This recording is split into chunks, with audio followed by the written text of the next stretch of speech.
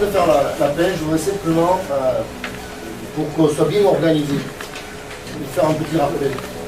Vous n'avez pas la convocation et que votre éducateur ne vous en parle pas et que vous n'allez pas sur le site, à la limite, passez un coup de fil en disant voilà, est-ce que c'est nos futurs joueurs vers les clubs phares.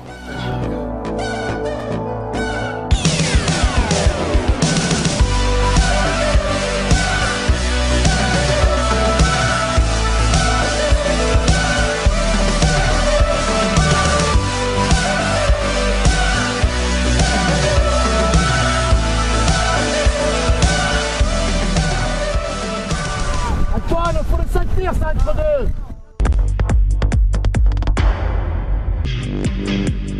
Alors, le PES, le parcours d'excellence sportive, qui est une opération mise en place par la Fédération française de football, dont les actions sont organisées et gérées par la Direction technique nationale.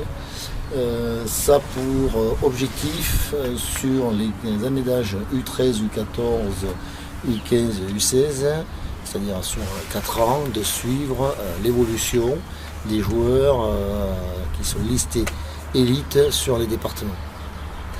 Après, cette opération se décline en différentes phases, une phase départementale, du moins plusieurs phases départementales, des phases régionales, et la finalité c'est de pouvoir répertorier au niveau national des joueurs qui auront un potentiel à devenir pour peut-être intégrer un jour une structure de formation de club professionnel ou se projeter vers le haut niveau.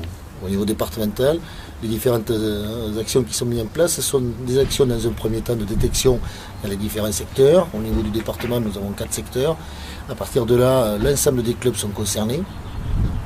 Donc 2 journées de détection. À l'issue de ces journées de détection, il y a 5 centres de perfectionnement qui sont mis en place pour la catégorie U13, 7 pour la catégorie U14, et chaque fois entrecoupés sur les vacances de février et d'avril de stages d'une durée de 2 jours. Ça permet de m'améliorer, de progresser, et donc de découvrir de nouvelles choses et de pouvoir de trouver d'autres choses alors que je ne connaissais pas avant et de pouvoir les mettre en pratique. On a appris plein de choses, travailler la profondeur, la largeur, et voilà.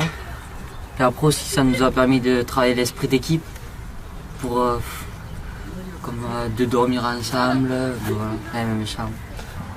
À l'issue de ces opérations-là, pour les jeunes U13, des orientations sont mises en place avec eux, soit pour orienter des structures départementales type section sportive ou collège foot. Certains joueurs sont présentés sur le concours du Pôle Espoir de Castelmau. Et cette action a aussi pour objectif de pouvoir alimenter nos clubs qui sont aujourd'hui inscrits sur du niveau régional ou du niveau national, de façon à ce que on puisse assurer une certaine pérennisation du haut niveau aussi dans notre département. Pour les U14, c'est la même chose, avec donc les sections sportives, le collège foot, nos clubs, et pouvoir peut-être compléter aussi la promotion sur le pôle espoir.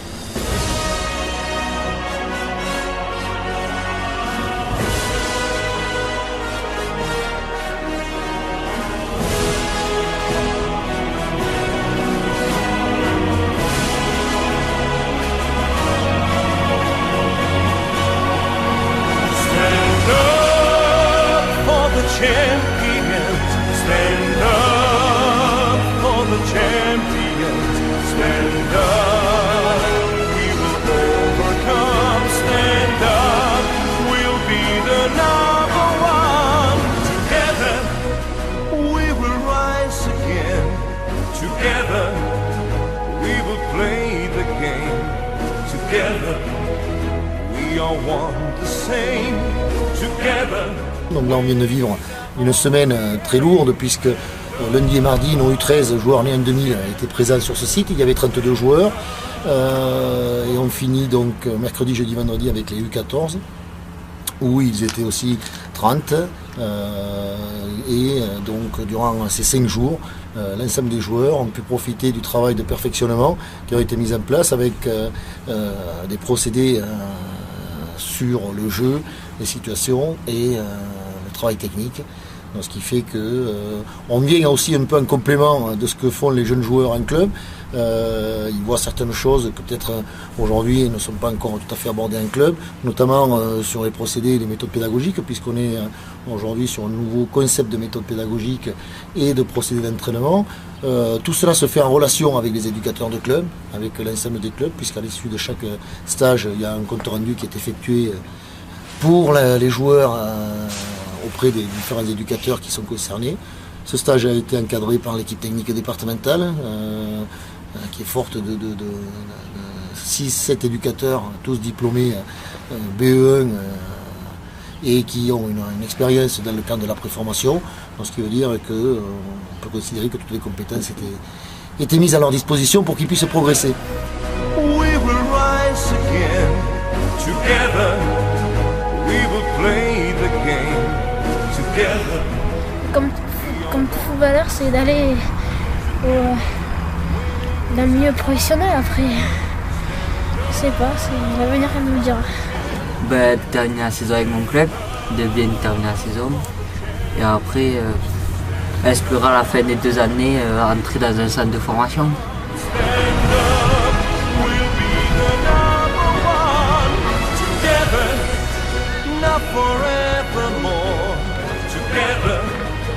It's like never before.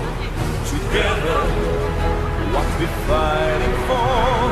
Together, all the nations roar. Stand up for the champions. Stand up for the champions.